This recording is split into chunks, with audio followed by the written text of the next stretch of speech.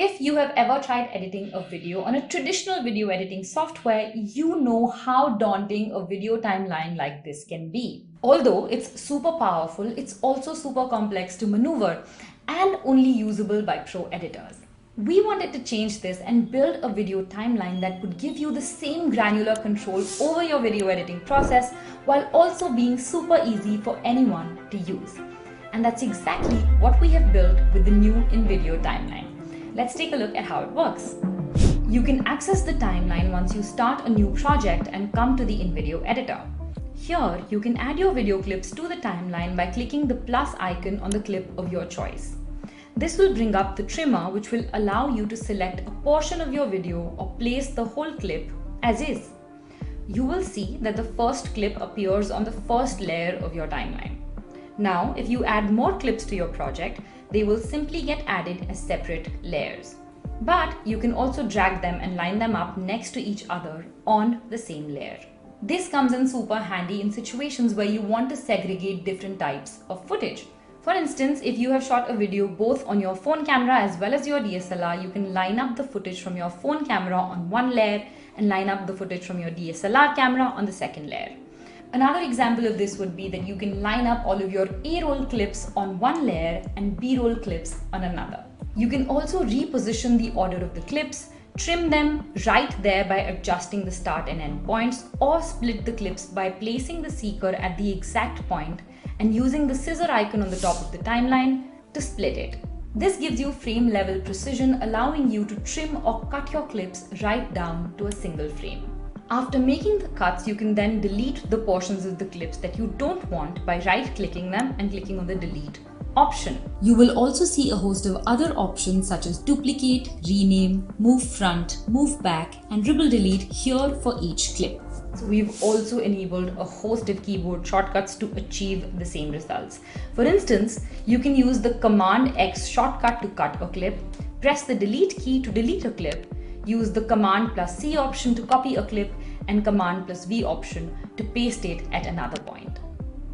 Now, when you press delete, that will just delete a selected portion of the clip, but will still retain a blank placeholder on the timeline. If you want to get rid of that too, simply hover over the gap and press the delete icon to remove it. This will make your clips snap together and play seamlessly. You can also use the upward arrow and the delete button on your keyboard together to ripple delete all the gaps on your timeline in one go. For even better visual access, you can toggle the zoom icon on the top right-hand corner of the timeline to resize the width of your timeline and even edit the smallest detail with precision. And if you end up placing multiple layers, you can adjust the height of your timeline to view all of them easily in one frame.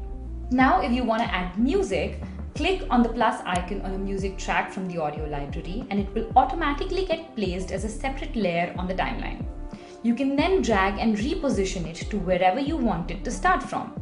Alternatively, if you want a music clip to start from a specific point, simply place your seeker there and then add the audio track and it will start from where your seeker is. You can also add multiple audio tracks on different layers, which will allow you to toggle between sound effects, voiceovers, and music at different points in time. For example, I have added this background music track to my video, but I also feel that I need a sound effect of birds chirping in the morning at this point in the video, so I can simply add that sound effect as an additional layer and make sure they both play at the same time. We've also made it easier than ever for you to time your footage to music and cut to the beat. Simply place the seeker on the audio waveform where you want to start a new clip and position it to start at the exact point where the beat starts. We've also enabled you to rename your clips on the timeline itself. Double-click on the name of the clip and type in the details that you want. This is super helpful in avoiding confusion with multiple cuts on the same clip, or if you have multiple clips that look very similar. Now, once you're done with the edits in a particular layer, you can simply click on the lock icon on the left-hand side of the layer to prevent any further changes from happening to it. If you want to add sequences from different InVideo templates to your video, you can do that by adding a new scene. This will prevent any changes from happening to your first scene with the edits that have already been made. Once you click on add a scene, you can incorporate a scene from one of our existing templates or add a blank scene and go about editing the same way as we did before. You can also reposition the scenes easily by dragging and dropping. Last but not the least, you can also add transitions between your scenes to ensure that your video flows seamlessly. To do this, switch to the project view of your timeline by using the toggle button right on top of the timeline. This will allow you to view all the scenes you have in one view. Now simply hover over the edge of a scene and you will see the transition icon. Click on it to access a host of transitions and click on one you want to apply.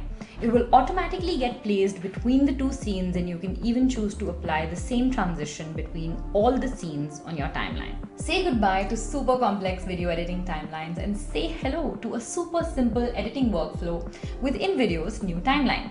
This is Aditi with Đăng ký dùng thử miễn phí phần mềm tạo video tại trang web InVideo.design.